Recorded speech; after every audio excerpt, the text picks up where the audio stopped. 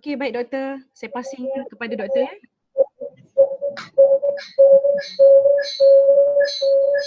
Bismillahirrahmanirrahim. Assalamualaikum warahmatullahi wabarakatuh. Terima kasih Puan Nadia kerana memberi introduction terhadap penggunaan habatus sauda yang seperti mana kita ketahui dalam satu hadis bahawa habatus sauda ni adalah salah satu rawatan terhadap kepelbagaian penyakit kecuali mati. Jadi banyak yang orang cakap tu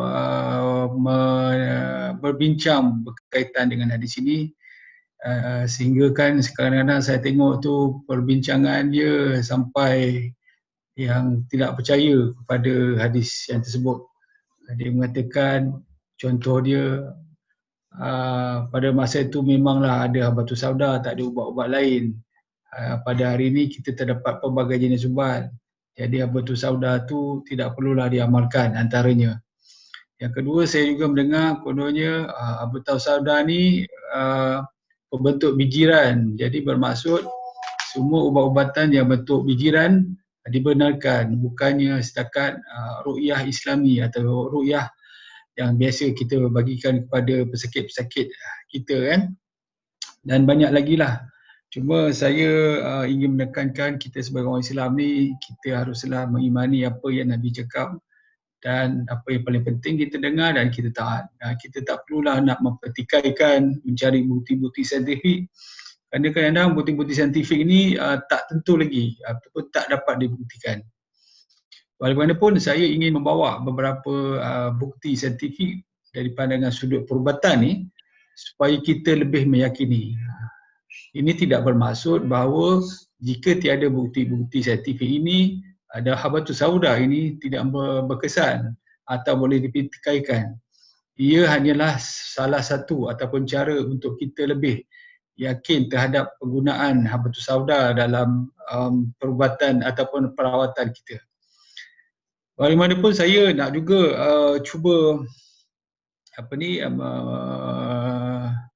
membetulkan kesilapan kita apabila kita ni mengambil habatus sauda ni sebagai salah satu pendekatan dia sebagaimana pendekatan ubat-ubat sintetik yang diberikan di hospital dan juga di klinik. Sebagai contoh, kita nak merawat seorang yang ada penyakit diabetes, kita kata jangan ambil ubat hospital tetapi kita bagi habatus sauda. Jadi pendekatan begini sebenarnya tak betul. Apa yang perlu kita betulkan ialah kita kena tidak mengambil pendekatan ubat-ubatan yang diberikan di hospital. Sebab di hospital dia akan bagi satu ubat dan semestinya lah dia ubat tu sesuatu yang boleh dikatakan mujarab tetapi dia mempunyai kesan sampingan yang agak-agak teruk juga. Sebab tu dia sangat nampak kelihatannya berkesan. Tetapi habatus sauda ni ataupun apa saja makanan atau nutrisi yang kita ambil ni, kita ambil haruslah secara holistik. Sebagai contoh, orang tu ada kencing manis, kita tak boleh bagi dia habatus sauda je. Kita haruslah minta dia berpuasa, kemudian kita minta dia memberikan makanan-makanan yang lain yang bermanfaat, antaranya minyak zaitun, madu, apa lagi, cuketin dan sebagainya. Yang itulah bila ada holistic approach, barulah kita akan melihat bahawa seorang itu akan bertambah sihat dan penyakitnya akan terkawal dan insya-Allah dia akan sembuh. Jadi maksud dia sebagai contoh, kalau katakan ada seorang tu kencing manis, kita kata okey, ambil ini habatus sauda contoh, titikkan saja di mulut kita. Lepas tu bila datang lepas sebulan, 2 bulan, dia kata gula dia tak bertambah, terkawal dengan baik, bukan disebabkan masalah habatus sauda, tetapi mungkin nasihat kita terhadap pesakit atau kita sebagai perawat ni mungkin tidak cakap tu tak betul lah cara begitu. Jadi saya ingin membawa perkongsian berkaitan dengan kebaikan ataupun sudut pandangan saintifik terutama daripada perubatan moden ini, iaitu saya baca ataupun saya nukil daripada satu jurnal yang bertajuk A Review of Therapeutic of Potential of Nigella sativa, A Miracle Herbs. Yang ini sebenarnya hasil daripada kita panggil kajian ataupun perbincangan ataupun rumusan yang dibuat oleh beberapa orang pakar, antaranya pakar daripada King Abdul Aziz University di Jeddah. Kita juga ada daripada Hamdard University New Delhi, India. Kemudian kita ada juga daripada Sultan of Oman Medical College, dan juga kita ada juga King Saud University di Riyadh dan Institute of Pharmacy di India. Jadi dia bukannya orang cakap tu satu rumusan yang biasa pada saya, tetapi dia adalah satu rumusan yang dibuat oleh pakar-pakar perubatan moden, sama ada doktor, farmasis dan juga saintis dalam bidang ini. Untuk pengetahuan semua, kajian ini ataupun rumusan ini adalah diberikan dana oleh Deanship of Scientific Research King Abdul Aziz University Jeddah, Saudi. Jadi kita pergi kepada Habatus Sauda ni. Habatus Sauda ni seperti mana yang kita tahu, dia adalah merupakan herbs. Kita nak panggil herbs herba pun boleh, ataupun kita nak pakai sebagai tumbuhan perubatan yang mana dah terkenal seluruh dunia. Terutama dia di kawasan Asia Tengah, Asia Selatan dan juga Timur Tengah. Dan juga dia telah digunakan dalam pelbagai jenis perawatan, antaranya perubatan Yunani. Perubatan Yunani adalah di mana perubatan yang memberikan penekanan terhadap cara pemakanan dan juga herba-herba. Dan juga dalam perubatan yang kita panggil tips nabawi, iaitu perawatan yang mana yang disarankan atau mungkin dipetik daripada hadis-hadis yang disebutkan oleh Nabi sallallahu alaihi wasallam. Selain daripada itu, di India dia digunakan dalam perubatan Ayurveda dan juga Siddha. Yang ini perubatan yang gunakan minyak lah, Ayurveda ni, dan juga Siddha. Yang Siddha ni kebanyakan lebih daripada kita panggil dia ada influence Hindu di situ. Jadi apa yang kita nak bincang dari segi sudut perubatan moden. Habatus Sauda ni memang dah terkenal dari seluruh dunia.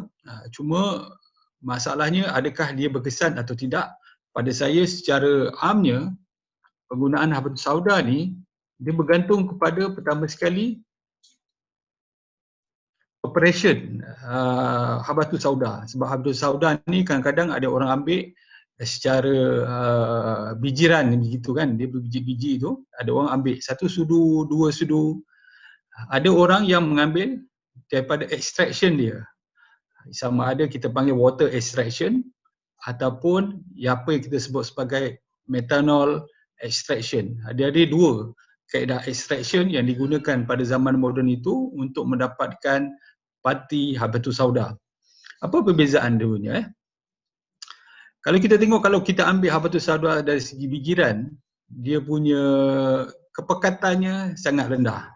Kepekatannya sangat rendah. Sebab tu kadang-kadang kita tak nampak sangat dia punya keberkesanan dia. Sebab tu kita menggunakan extraction. Maksud dia apa? Supaya kita dapat pati minyak Habatus Sauda sendiri untuk merawat apa sakit kita. Jadi ada dua cara extraction yang digunakan, iaitu pertama sekali yang kita sebut sebagai water extraction, yang mana dia menggunakan air untuk menarik keluar extraction ataupun bahan-bahan di dalam Habatus Sauda. Sebab tu kalau tuan-tuan tengok, ada setengah production ataupun Habatus Sauda yang dijual ni, dia kelihatannya agak cair sikit. Dia agak cair sikit. Sebab apa? Mungkin menggunakan extraction, water extraction, menggunakan air. Antara caranya yang paling mudah, sama kita boleh steam Habatus Sauda tu ataupun kita boleh rebus Habatus Sauda. Dalam cara yang biasa yang dibuat, selalunya kalau kita nak buat di rumah, kita ambil lebih kurang 1 kilo Habatus Sauda, bijiran tu, kita letak dalam periuk kita kan isikan air lebih kurang dalam 2 liter. Lepas tu kita panaskan perlahan-lahan sehingga air itu menjadi kering, lebih kurang 1 liter. Jadi 2 bahagian tadi tu menjadi 1 bahagian, dan akhirnya kita boleh tapis bijiran tadi yang kita rebus tadi tu menggunakan, mungkin kita boleh menggunakan penapis ataupun mungkin menggunakan kain. Di bawah tu dia dah dapat kita panggil extraction, tetapi extraction tu ada cair. Bila menggunakan air, tidak semua bahan di dalam habatus sauda tu dapat ditarik keluar. Jadi kita dapat hampas je lah habatus sauda tu, kita boleh gunakan sebagai baja dan sebagainya. Dan air tu kita boleh sejukkan dan kemungkinan kita boleh gunakan untuk minum sebagai satu perawatan ataupun herbs untuk diri kita. Itu satu cara.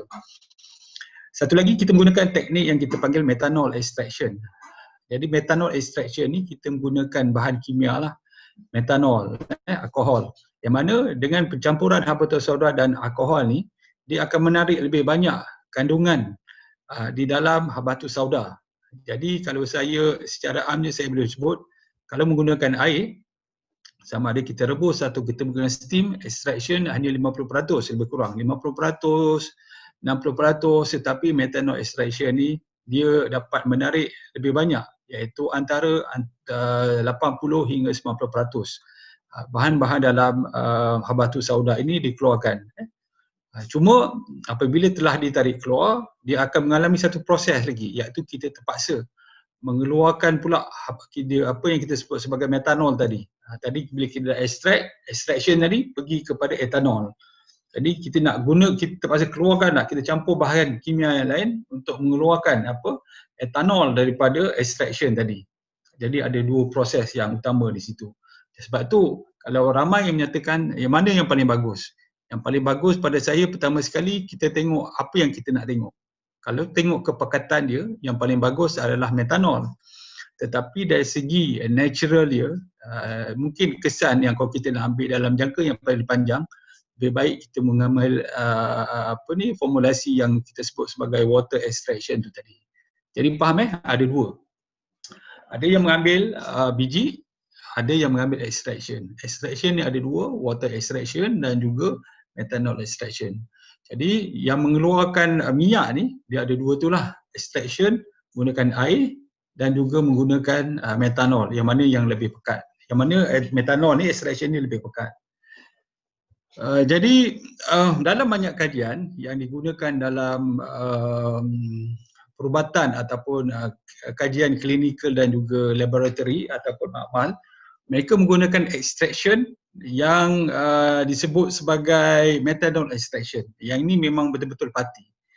Sebab apa? Sebab mereka betul menghendakkan kepekatan yang tinggi supaya ini dapat menguji tahap mana keberkesanan terhadap sakit.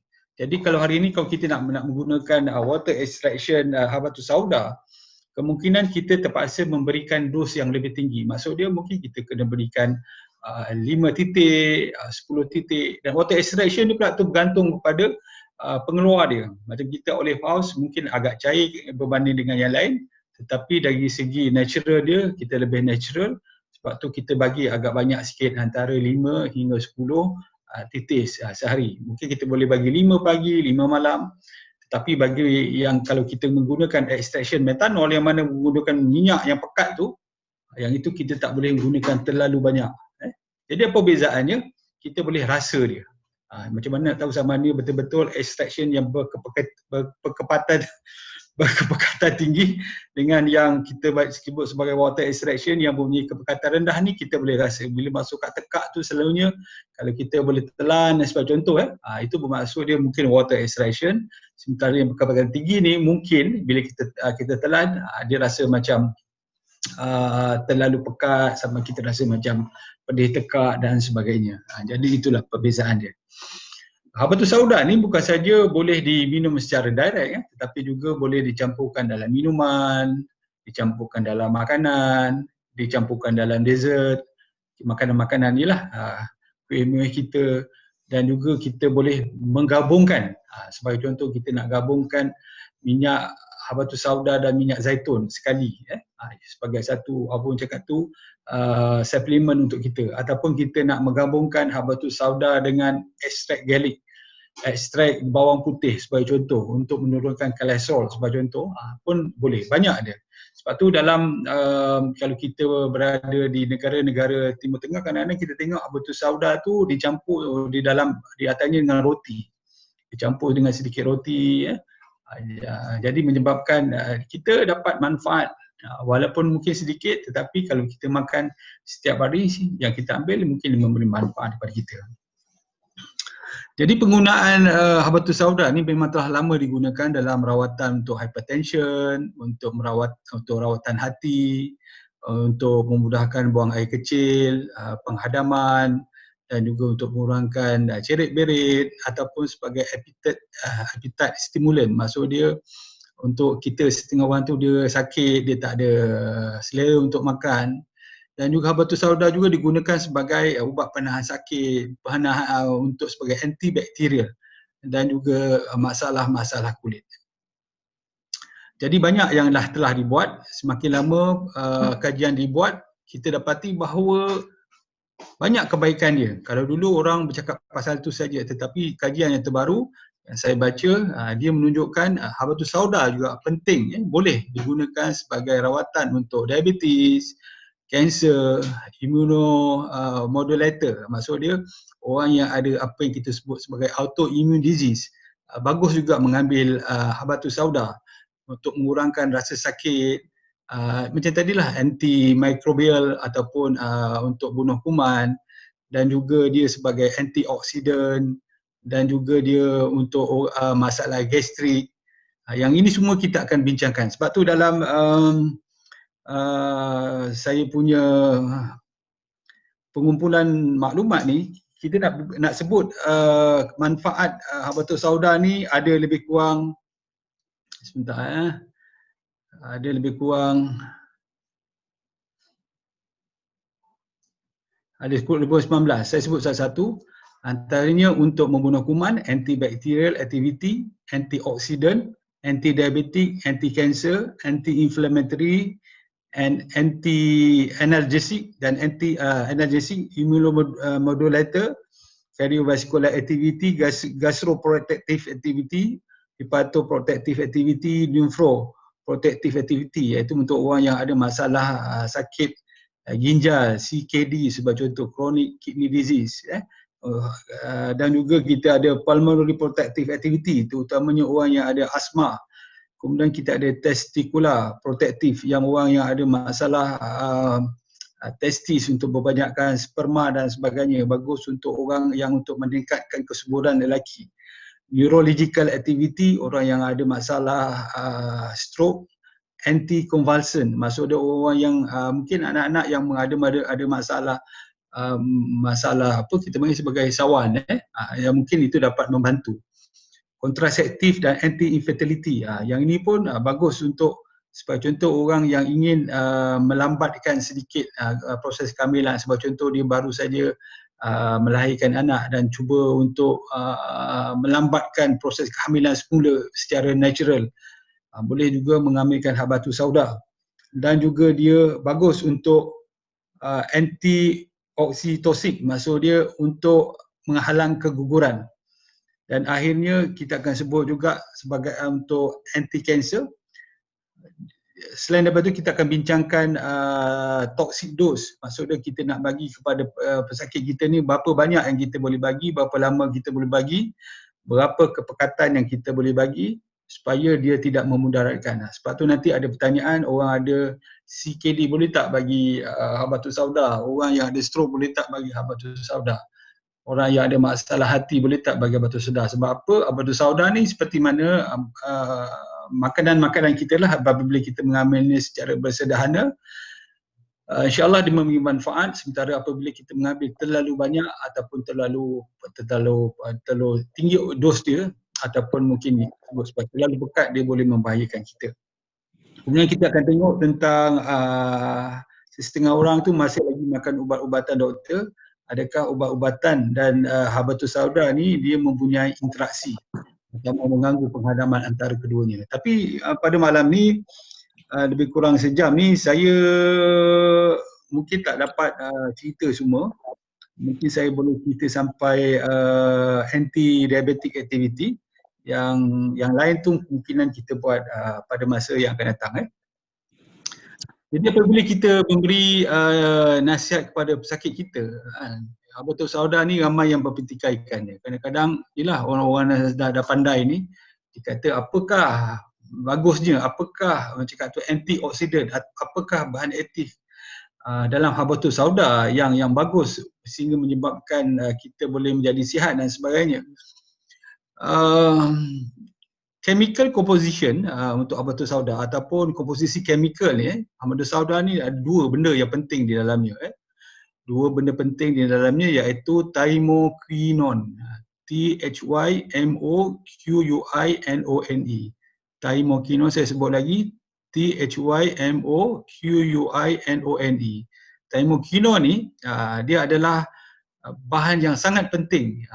Bila kita sebut habatus sauda, dia kita panggil sinonim dengan thymoquinone. Sebab tu ada sekarang ni banyak pharmaceutical, syarikat farmasi yang cuba ekstrak bukan saja minyak lagi, tetapi dia cuba ekstrak thymoquinone ni daripada habatus sauda. Dia bukan setakat kita ekstrak minyak, tetapi kita ekstrak terus thymoquinone ni.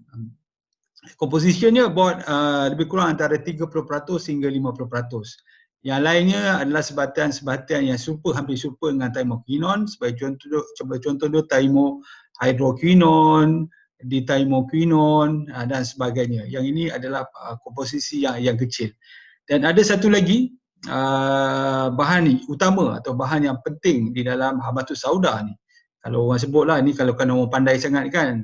Jadi kita nak tunjukkan bahawa kita memang yakin bahawa habatus sauda ni memberi manfaat kepada kita, kita sebutkan dua tu. Thymoquinone pertama dan dua yang kita sebut sebagai alpha hedrin. Alpha hedrin. ALPHA sengkang HEDERIN. Alpha hedrin. Jadi alpha hedrin ni dia mempunyai potential sebagai kita sebut sebagai anti-cancer. Jadi dua perkara penting. Yang selain daripada itu adalah bahan-bahan yang kita sebut sebagai contoh isoquinoline, ini alkaloid lah, parazole alkaloid. Ini semua tak penting untuk kita. Yang ini untuk saintis mungkin benda tu penting, tetapi bagi kita pengamal ni, perawat ni kita tak berapa sangatlah, cuma kita sebut dua tu. Dan dia juga mengandungi beberapa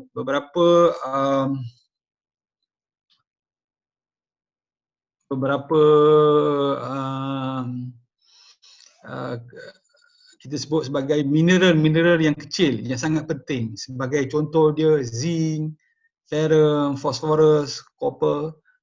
Ferrum ni sangat penting bagi kita. Ferrum dan zinc ni sangat-sangat penting bagi kita. Terutama zinc untuk kita panggil sebagai meningkatkan daya tahan. Sebab tu apabila kita sebut sebagai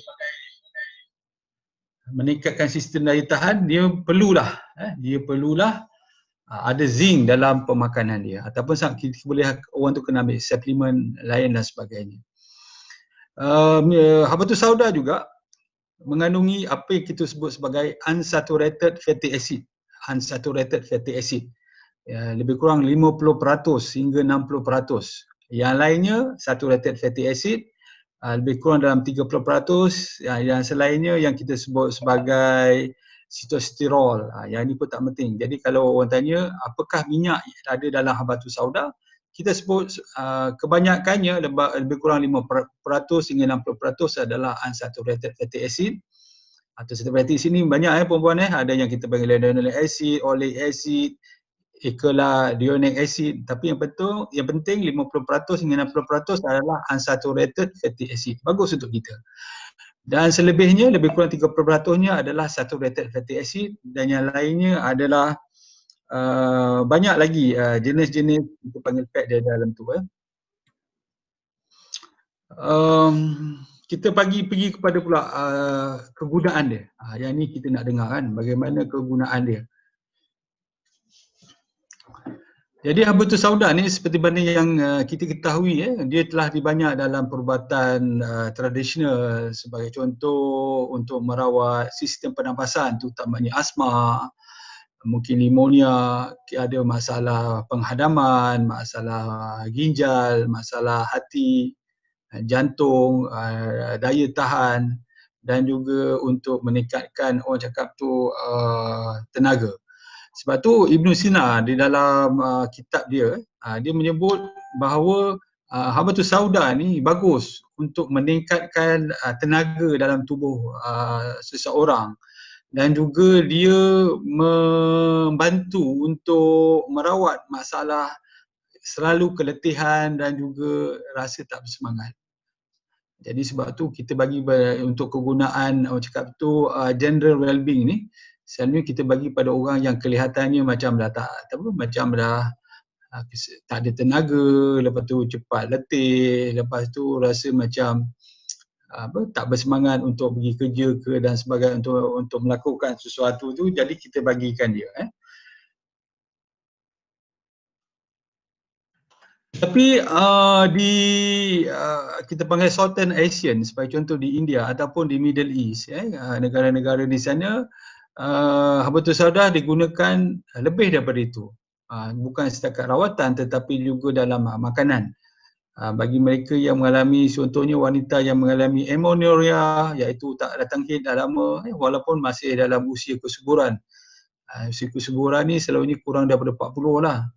Masih lagi subur, tetapi contoh haid tak ada, tak tahu sebab dia apa. Ataupun yang kita sebut sebagai dysmenorrhea, yang mana kitaran haid dia tak menentu. Yang ini pun bagus untuk kita bagikan habatus sauda. Jadi untuk rawatan amenorrhea dan juga dysmenorrhea ni bukan setakat satu saja herbs, tapi kita boleh menggunakan pelbagai herbs sebagai option kita merawat pesakit. Dan juga bagus juga untuk merawat, sebagai contoh jangkitan cacing, jangkitan parasit yang kita akan sebut sekali kemudian, dan juga dia sebagai antiseptik untuk masalah antiseptik tu masalah luka, yang ni kita sebut. Okey, seterusnya kita tengok kepada scientific research and pharmacology potential. Pertama sekali kita nak sebut tentang antibakteria. Antibakteria ni maksud dia apa? Sebab kuman ni, puan-puan kena faham, kuman ni ada pelbagai jenis. Ada yang kita sebut sebagai bakteria, ada kita sebut sebagai virus, ada kita sebut sebagai parasit, dan juga ada yang kita sebut sebagai apa lagi? Cacing itulah, macam itu cacing itu. Jadi kita pergi ke salah satunya. Pertama sekali antibakterial. Antibakterial ni dalam kajian yang telah dipublishkan yang bertajuk Detection of the Antibacterial Effect of Nigella sativa ground seed with water. Yang ini dia menunjukkan bahawa tamokinon di dalam habatus sauda ni membantu untuk membunuh kuman. Sebab tu ada orang bertanya, saya pernah dapat WhatsApp dari seorang tu daripada kelab sihat saya, dia tanya, doktor, bagaimana kita nak membunuh kuman dalam badan? Selalunya kita bunuh kuman bila ada jangkitan kuman yang teruk, kita tahu ada kuman yang teruk dalam tubuh kita. Jadi kita bagilah tanda-tandanya, mungkin kita rasa demam, ada sikit batuk, sesema, atau mungkin kita mengalami bernanah pada kulit dan sebagainya. Tetapi kalau nak bunuh kuman tu yang jahat ni dalam tubuh ni, kita tak boleh bagi antibiotik, sebab antibiotik ni bukan saja membunuh kuman yang jahat, tetapi juga dia akan membunuh kuman-kuman yang baik. Jadi akan menyebabkan perut kita akan merasa kerosakan. Sebab tu cara kita untuk membunuh kuman-kuman yang jahat yang secara natural dan secara yang lebih selamat adalah kita mengambil habatus sauda. 5 titik pagi, 5 titik petang, ataupun kita boleh campur sikit dalam minuman kita, mungkin kita dalam kopi kita, yang itu akan membantu kita. Jadi bagi mereka yang ada, sebagai contoh, mungkin ada rasa macam tak sedap badan, dia mungkin rasa badan dia itu, boleh mengambil habatus sauda selain dari memberi tenaga, dan juga dia akan membunuh kuman-kuman secara natural, secara yang lebih selamat. Jadi sebagai contoh, kalau kita ada luka dalam luka yang terbuka, kita panggil open wound. Sebagai contoh macam mana? Mungkin kita ada tercucuk ataupun terguris sikit dengan pisau dan sebagainya, pendarahan dah berhenti. Kita boleh letakkan habatus sauda di situ, kita titikkan, kita sapukan sikit di situ, dia dapat membunuh kuman-kuman yang biasa. Kuman-kuman yang cakap tu yang special tu, sebagai contoh tetanus dan sebagainya, mungkin kita memerlukan rawatan yang lebih agresif. Tetapi tuman-tuman lain kita boleh cuba letakkan habatus sauda. Begitu juga kalau kita pergi di hospital. Di hospital masalahnya ada satu kuman yang mana dia dah resisten terhadap antibiotik. Dan kuman ini kita panggil dia MRSA, iaitu Methicillin Resistant Staphylococcus aureus. Yang ini banyak kajian juga menunjukkan bahawa Habatus Sauda membantu. Maksud dia kadang-kadang setengah orang tu apabila ada accident, kebanyakanlah masa saya bekerja di Jabatan Ortopedik dulu, banyak kes-kes accident yang melibatkan anggota tubuh sehingga menyebabkan ada luka terbuka, open wound, sampai bukan sahaja kulit tetapi sampai mendedahkan tulang. Dan apabila lama sangat di hospital dan diberikan antibiotik, rupanya kuman yang jahat ini yang kita sebut sebagai MRSA ini dah masuk ke dalam luka dia, menyebabkan susah untuk baik. Bagi antibiotik macam mana pun susah, terpaksalah bagi antibiotik yang lebih kuat. Lebih kuat antibiotik, dia membunuh lebih banyak bakteria baik di dalam tubuh kita. Jadi sebab itu antara mungkin yang kita boleh bagikan kepada pesakit yang mengalami jangkitan kuman MRSA ini adalah Habatus Sauda. Yang ini telah dilakukan kajian dalam tahun 2000, iaitu dalam tajuk Microbacterial Effect on Crude Extract of the Nigella sativa on Multiple Antibiotic Resistant Bacteria. Ini telah dibuat kajian, sangat membantu. Kemudian juga kita nak sebut juga tentang bakteria ni. Zaman dulu kita apabila kita sebut gastrik ni, kita sebut sebagai asid. Kan, amal saya belajar dulu pun apabila saya keluar dah, apabila kita tak makan, kita berpuasa, nanti kan tak boleh sebab kita ada gastrik. Rupanya konsep tu salah. Apabila sains sudah semakin progres, kita mendapati sebenarnya luka dalam perut atau gastritis ni disebabkan oleh satu kuman yang jahat yang kita sebut sebagai Helicobacter pylori. Yang ini terutamanya bagi mereka yang ada masalah GERD, dia ada masalah merah dekat perut dia hingga menyebabkan masalah gastrik, tak selesa penghadaman dan sebagainya. Dalam kajian yang dah dibuat dalam tahun, saya tengok ni dalam tahun 2010, tajuk jurnal atau kajian dia buat adalah Comparative Study of the Nigella sativa and Triple Therapy in Eradication of the Helicobacter pylori in patient with non-ulcer dyspepsia. Yang ini diterbitkan dalam satu jurnal yang agak prestige di Arab Saudi, iaitu Saudi Journal of Gastroenterology. Yang ini memang jurnal yang antara jurnal yang terbaik lah. Dia memberitahu bahawa Habatus Sauda ni di-compare dengan rawatan yang diberikan di hospital. Selalunya di hospital kita akan memberikan apa? Kalau masa pengalaman saya di hospital, kita orang yang ada ulcer ni ataupun mungkin orang yang ada gastritis yang kita confirmkan atau kita sahkan melalui gastroskopi ni ataupun OGDS ni, esophageal gastroskopi ni, selalunya kita akan bagi 3 ubat.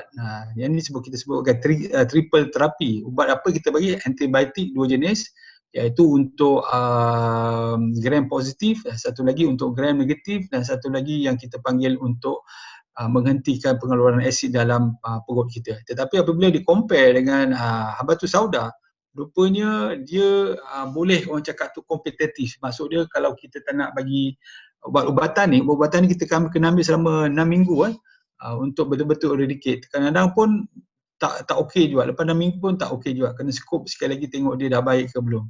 Tapi kita boleh menggunakan Habatus Sauda sebagai rawatan untuk membunuh kuman Helicobacter pylori. Jadi kita faham hari ni bahawa orang yang ada gastrik ni, kita boleh bagi dia apa? Kita boleh bagi dia minyak zaitun. Saya selalu bagi minyak zaitun kepada pesakit-pesakit saya yang mengalami gastrik. Dan kita boleh juga kombinasikan dia dengan memberikan dia apa yang kita sebut sebagai, inilah Habatus Sauda extraction yang kita bagi. Mungkin kita boleh bagi 5 ke 10 campur dengan Habatus minyak zaitun, ataupun masukkan sekali di dalam sudu dan sebagainya. Yang itu dia akan membantu. Okay, nampak tak muka saya ni? Saya dah adjust sikit dia punya ni. Maaf.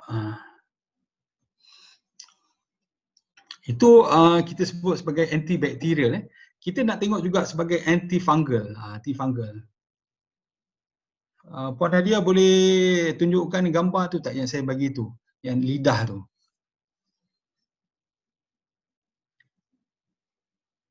Puan Nadia, ada? Saya. Gambar yang boleh doktor bagi tadi ya? Gambar tadi boleh tak masukkan tadi? Okey, sekejap doktor bagi saya masa Okey.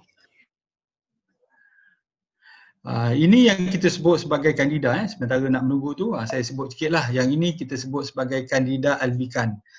Candida albicans tu maksud dia dalam lidah dia ada keputihan dekat situ. Ini selalu berlaku pada siapa?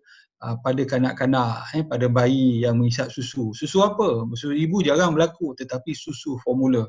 Sebab apa? Sebab bila minum susu tu, selalunya susu baki dia tu dia tak bilas kan, dia tak bilas, jadi dia berlebihan baki dia berada di tekak dan juga di lidah dia hingga menyebabkan jangkitan fungal, yang itu kita sebut sebagai candida. Selalunya kadang-kadang kita nak bagi, kalau kita, saya di klinik dulu kita bagi ubat antifungal, ubat jenis ubat titik, tetapi kadang-kadang bagi kanak-kanak ni terutamanya berumur 1 tahun ke bawah, kita pun tak bagi sebab kita takut jugalah ubat antifungal ni terlalu overdose, boleh menyebabkan kerosakan buah pinggang terutamanya. Jadi kerana kita hold dulu, jadi kerana kita tak ada option. Tapi hari ini kita tahu bahawa habatus sauda tu satu option yang lebih baik, yang lebih selamat. Yang mana Candida albicans ni kadang-kadang bukan saja berada pada kanak-kanak itu, tetapi juga boleh pergi kepada liver, pada hati dia, spleen dan juga buah pinggang dia. Jadi bagaimana kita nak baiki dia atau bagaimana kita nak merawat dia, kita bagikan habatus sauda. Jadi dia akan bantu. Lepas tu habatus sauda ni juga kita boleh bagi untuk apa yang kita sebut sebagai anti-dermatophyte, disebabkan oleh fungal yang menyebabkan tubuh kita ada fungal. Jadi kalau ada orang bertanya bagaimana nak merawat fungal, saya tunjuklah kalau ada macam mana saya nak kongsi. Just share screen saya tengok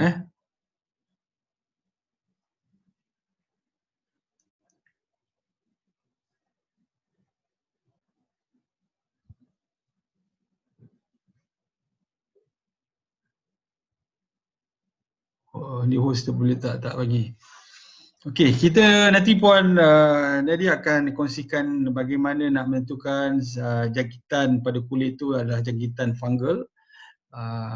Jangkitan fungal ni sebenarnya kalau kita lihat dia punya gambar tu nanti, dia sebenarnya nak membezakan, ialah setengah orang tu bila datang ruam, datang jumpa kita tanya ini fungal ke atau ruam biasa disebabkan oleh alahan ataupun disebabkan oleh masalah-masalah sebab contoh jangkitan bakteria. Kalau kita tengok fungal sebenarnya dia akan jadi merah pada kulit. Selepas tu di tepi dia tu kita nampak dia punya, kita panggil dia demarcation ataupun kita sebut sebagai ada sempadan dia. Sempadan dia yang nyata, yang nampak jelas. Yang itu menunjukkan bahawa seorang itu dah ada jangkitan fungal. Yang inilah yang kita boleh rawat. Sebagai contoh, kita boleh bagi habatus sauda kepada untuk makan dan juga untuk disapukan kepada kulit. Jadi habatus sauda ni untuk fungal ni, kita kalau kata contoh di lidah tadi disebabkan oleh candida tu, kita boleh bagi dia ubat titik lah. Ataupun kalau sebagai contoh, candida ni berlaku pada wanita yang mengalami keputihan. Yang ini kita boleh minta dia makan. Makan satu hari 2 kali ke 3 kali, 5 titik setiap kali tu, dia pun bagus untuk menghilangkan jangkitan virus, jangkitan Okey doktor, jelas tak gambar tu?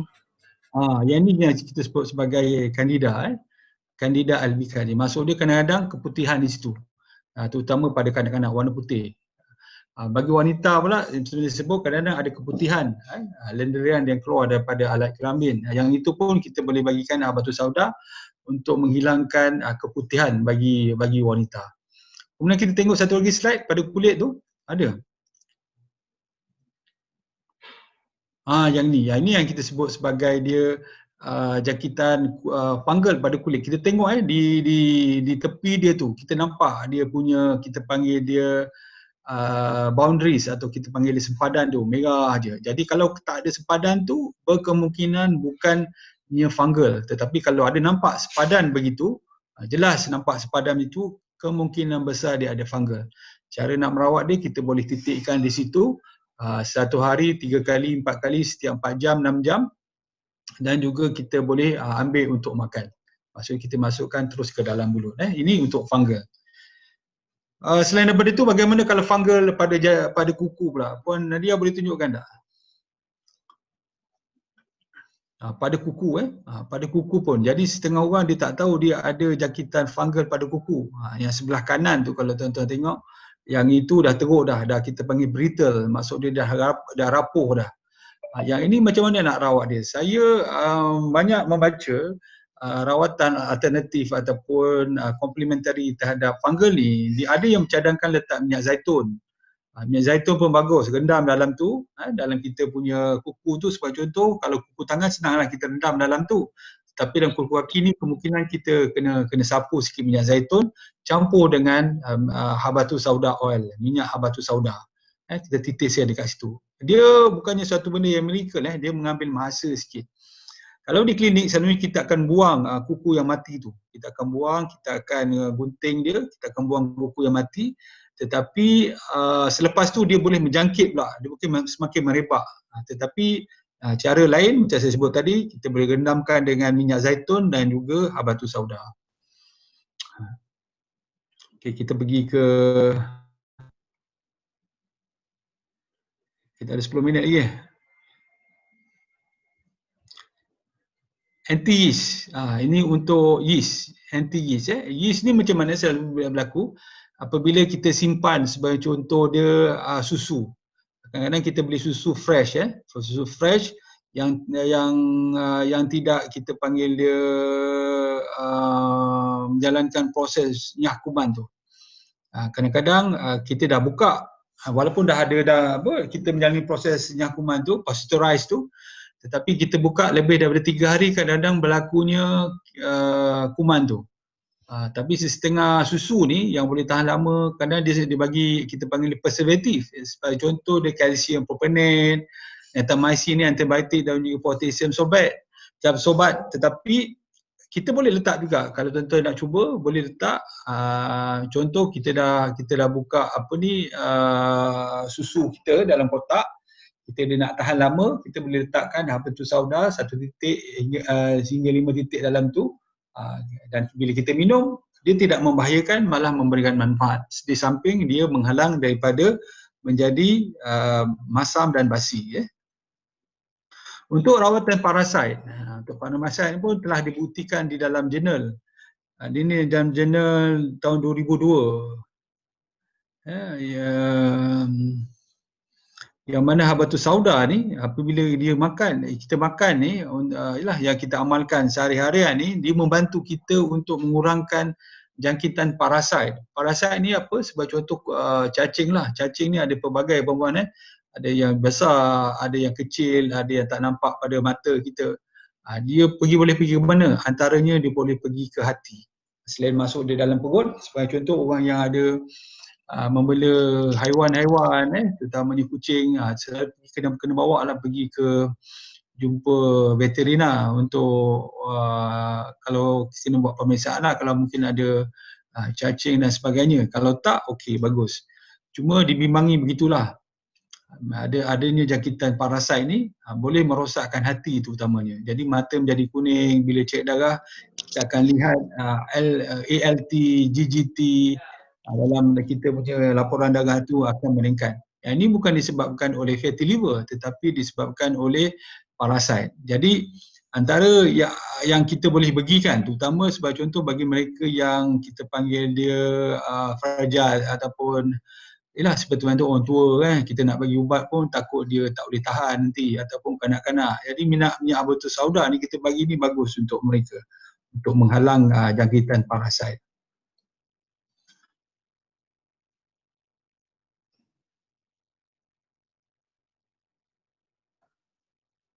Yang kedua saya nak sebut tentang antioxidant activity. Maksud dia aktiviti antioksidan ni sebenarnya banyak di dalam minyak habatus sauda, terutamanya bagi mereka yang ada masalah lutut. Masalah lutut ni disebabkan terutamanya yang disebutkan sebagai penyakit rheumatoid arthritis. Arthritis ni adalah autoimmune disease ni juga ni. Dia bukan macam kita sebut sebagai satu lagi kita sebut sebagai yang disebabkan oleh proses penuaan tu, yang itu tak ada masalah sangat. Tetapi dia pun sebahagian daripada masalah sendi, ya, arthritis. Tetapi yang lebih dahsyat sekali yang kita sebut sebagai rheumatoid arthritis. Kalau osteoarthritis tu disebabkan oleh umur kita yang semakin lanjut, ya. Jadi kita kita mengalami kerosakan pada lutut. Tetapi bagi mereka yang mengalami autoimmune disease yang kita sebut sebagai rheumatoid arthritis, habatus sauda ni sebenarnya dalam kajian yang diterbitkan dalam tahun 2012, ya,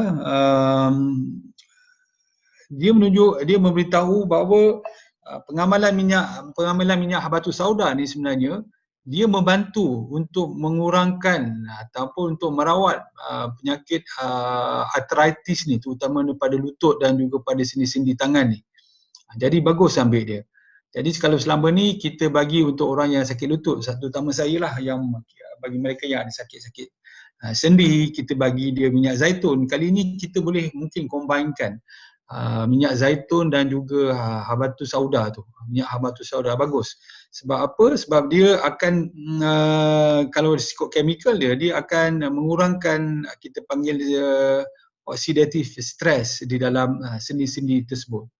Sangat bagus untuk mereka yang ada masalah rheumatoid arthritis. Baru ni saya tadi pun ada orang telefon daripada Kelang. Seorang, saya rasa mungkin wanita Chinese Muslim berusia 62 tahun. Dia kata dia dah try semua ubat daripada Sensei, dah betul-betul dia cakap tak habis. Tapi saya cakap elok cuba minyak zaitun dan juga habatus sauda tu.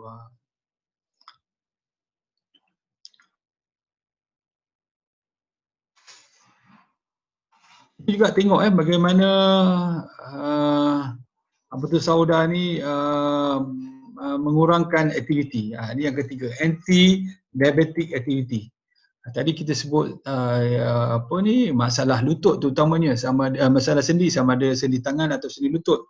Tapi kali ini kita nak tengok pula bagaimana anti-diabetic activity penggunaan habatus sauda. Jadi untuk orang yang ada diabetes ini, habatus sauda ni antara yang kita cadangkanlah selain daripada minyak zaitun ni. Minyak zaitun, lepas tu kita ada cuketin. Dia memang dalam jurnal memang dah dibuktikan dia dapat mengurangkan penyerapan gula selepas makan. Kita panggil postprandial glucose intake, penyerapan gula selepas makan tu. Jadi setengah orang tu boleh, kalau kita tak ada diabetes, saya cadangkan ambil waktu pagi dan malam perut kosong. Tetapi kalau dia ada diabetes, saya mencadangkan tambah ambil waktu selepas makan. Jadi sebagai contoh, kalau saya sini saya cadangkan bagi mereka yang ada diabetes ambil cuketin tu lepas makan. Sebab saya tengok konsep pemakanan di negara Mediterranean ni, dia pun mengambil cuketin, buah-buahan ni ketika makan. Jadi dia dapat mengurangkan penyerapan gula ke dalam tubuh dengan cepat. Jadi ini bagus untuk orang yang diabetes. Jadi tak adalah lepas makan tu tiba gula naik 16, 20, bila tak makan dia jadi normal macam itu. Jadi dan kita tahu bahawa pengambilan habatus sauda ni pun sebenarnya membantu dalam kajian yang dibuat sebagai contoh dalam tahun 2010, yang mana habatus sauda ni bukan saja dapat habatus sauda ni dia bukannya, tuan-tuan kena faham dia bukan menurunkan gula secara direct. Macam kita sebut tadi, minyak zaitun dan juga cuketin tadi dia dapat mengurangkan penyerapan gula secara direct. Tetapi habatus sauda ni dia lebih kepada dia merawat pankreas. Tu bagus dia tu. Dalam kajian yang dibuat di mana ni, Allah dia tak sebut. Tetapi dia mengatakan bahawa pengambilan habatus sauda akan menurunkan oxidative stress dan juga preservating pancreas beta cell integrity. Maksud dia, macam bagi saya beri selalu, iaitu apabila kita berpuasa, kita merehatkan tubuh kita, lepas tu kita mengambil makanan-makanan yang bernutrisi. Habatus sauda tu sendiri, dia sebenarnya merawat. Dia bukan menurunkan gula secara direct, tetapi dia merawat kita panggil pancreas cell, yang mana pancreas cell ni dia disembuhkan. Ini satu konsep yang baru. Kalau selalu kita beritahu, doktor beritahu bahawa kencing manis ni tak boleh dirawat, kita boleh kawal saja. Tetapi sebenarnya dia dapat dirawat apabila kita melakukan proses rehat dan rawat. Rehat dengan berpuasa, kemudian kita bagi habatus sauda, dia akan membantu untuk merawat sel-sel di pankreas. Ini dibuktikan. Sebab tu bila orang yang dah lebih sihat, bila dia dah sihat, gula dia akan menjadi lebih cantik dan sebagainya. Dia dah menjadi normal. Banyak laporan yang saya baca, kajian-kajian dibaca, antaranya 2009 pun sama juga. Dia kata dia dapat preservation of the beta cells number. Maksud dia dapat melindungi beta cell daripada terus rosak apabila kita mengalami masalah diabetes ni. Dan juga dia juga dapat menormalkan bacaan HB1AC. HB1AC ni sangat penting. Setengah orang tu bagaimana dia pergi jumpa doktor, gula cantik tetapi HBC dia, HbA1AC dia lambat untuk menurun. Salah satu caranya itulah kita bagikan habatus sauda perlahan-lahan. Dia bukan satu benda yang miracle makan hari ni besok dah turun. Tidak, dia ambil masa dan inilah proses penyembuhan yang selalu saya beritahu. Kemudian bagi mereka yang ada insulin resistant, ini pun kajian yang dibuat dalam tahun 2008. Nama tajuk kajian itu Effect of Nagila Sativa on Various Clinical and Biochemical Parameters on Metabolic Syndrome. Yang ini diterbitkan dalam satu jurnal yang sangat berprestige iaitu International Journal of Diabetes Developed Country. Jadi dia membincangkan bagaimana habatus sauda sendiri, minyak dia yang mengandungi thymoquinone dapat membantu untuk orang diabetes. Jadi kena gunakan, beritahu kita punya pesakit kita kena gunakan sekurang-kurangnya 4 bulan. Barulah dia akan nampak dia punya perubahan 4 bulan. Kemudian kita tengok juga, saya rasa saya nak sebut juga tentang anti-cancer ni tapi dah pukul 10 dah ni.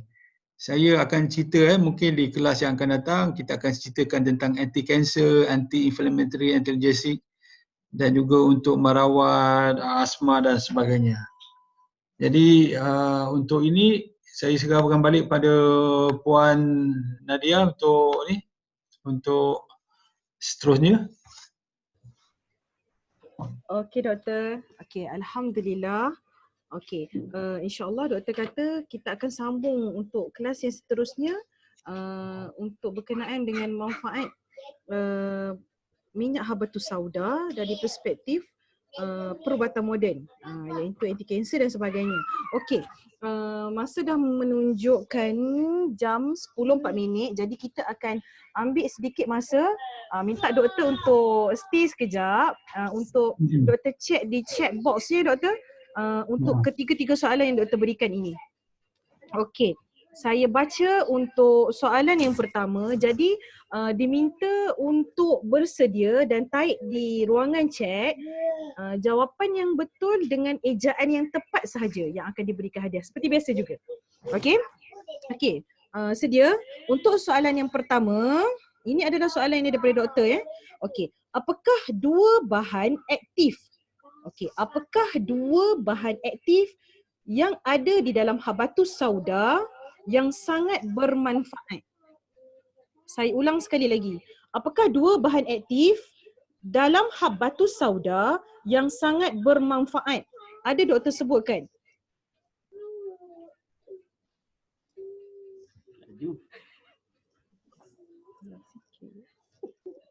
Saya tu dah ada dah. Okey, boleh tak doktor sebutkan siapa yang jawab tepat? Saya nampak ada dua orang kat sini. Yang kita tengok yang pertama sekali lah kot. Okey. Boleh doktor bacakan nama? Puan Syami Mustafa. Syamimi. Okey. Syamimi Mustafa. Syamimi Mustafa. Okey, tahniah kepada Cik Puan Syamimi Mustafa. Okey, saya bacakan soalan yang kedua. Apakah dua perbezaan? Saya ulang. Apakah dua perbezaan proses untuk mengekstrak habatus sauda? Apakah dua perbezaan pemprosesan ekstrak habatus sauda? Bahasa Inggeris saya bagi clue. 2 proses tu yang ada tadi doktor sebut.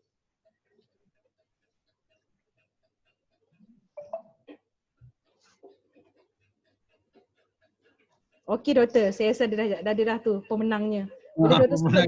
Betul lah tadi tu. Kak Cik Syamila. Aduh Kak Cik, macam tak Cik je Kak Cik yang menang ni. Okey, tahniah Kak Cik. Sorry Kak Cik tak boleh buka video doktor tengah duduk ada uruskan anak-anak ni sekejap. Okey, tahniah. Okey, saya bacakan soalan yang ketiga ya. Okey, menurut Ibnu Sina, saya ulang. Menurut Ibnu Sina, apakah manfaat habatus sauda kepada tubuh badan? Menurut percakapan Ibnu Sina, apakah manfaat minyak zaitun kepada tubuh badan? Paling kurang 2 jawapan. Baru kita terima.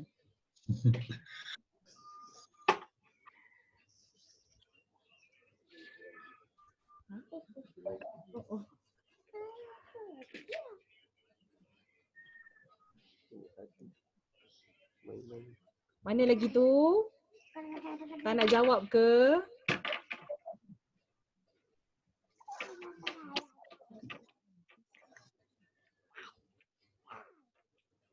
Saya nampak baru seorang ni. Sebelum kita tutup untuk soalan ketiga. Saya ulang sekali lagi. Menurut Ibnu Sina, apakah manfaat minyak habatus sauda kepada tubuh badan?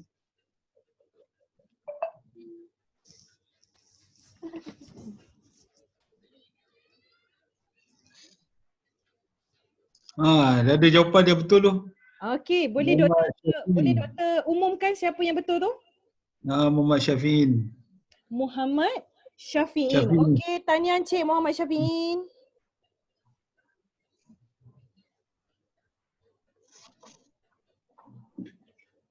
Okey, alhamdulillah kita dah selesai. Okey, tahniah kepada ketiga-tiga pemenang kita. Okey, nanti seperti biasa hadiah akan dihantar terus ke rumah anda. Okey. Ada apa-apa lagi? Okey, kita berhenti sehingga sini tamatlah kelas kita. InsyaAllah untuk kelas yang seterusnya kita akan masih lagi sambung topik yang sama ya doktor? Ya, betul. Okey, baik.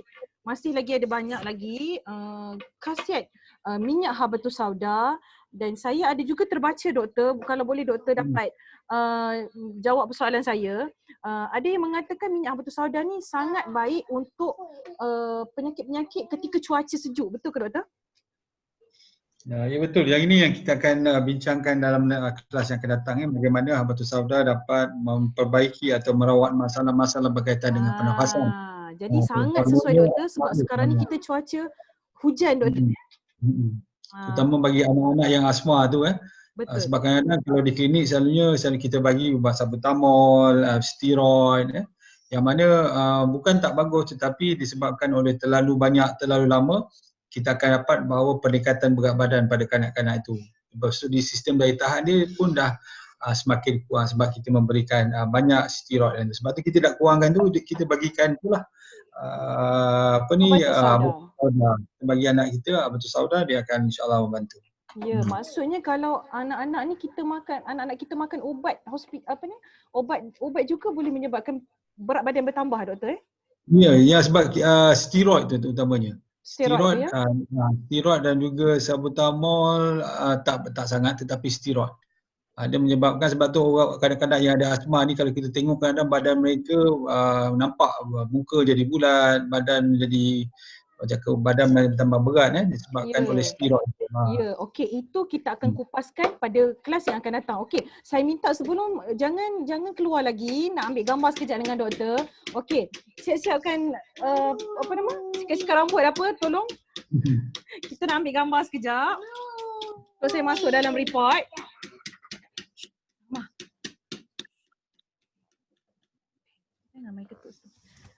Okey, boleh ke buka video?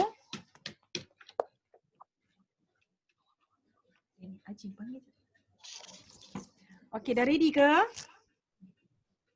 Okey, sekejap Saya nak buka tu dulu. Okey. Tak ramai yang buka ni. Kalau boleh siapa yang tu tolong buka. Okey, Aini nampak dah Aini tu. Okey, Cik Jaafar pun ada. Okey, baik. Saya kira, okey doktor senyum doktor. Tunjuk best ke, ni love ke, tak kisahlah. Apa-apa. Okey, saya kira 1, 2, 3.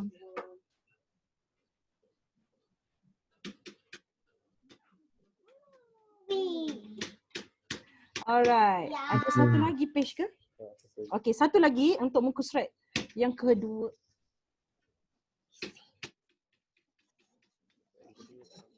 Okey, untuk muka surat yang kedua, 1, 2, 3. Okey. Okey, alhamdulillah. Okey. Okey, terima kasih doktor. Saya mewakili ECR dan juga ejen-ejen dan juga staff ejen. Okay, terima kasih kerana sudi berkongsi ilmu dengan kami. Okey, harap-harapnya selepas ni kita punya BSO antara fast moving item lah untuk terjual ya.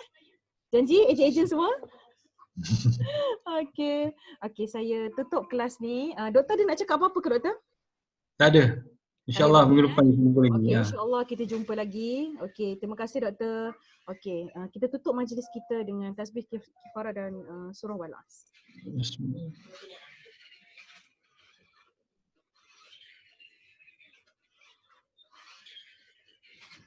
Okey, amin. Alhamdulillah. Okey, assalamualaikum warahmatullahi wabarakatuh. Jumpa lagi.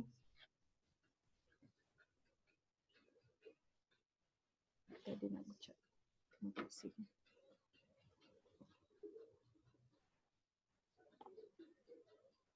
Apa Kak Aisyah baru nak masuk? Ya.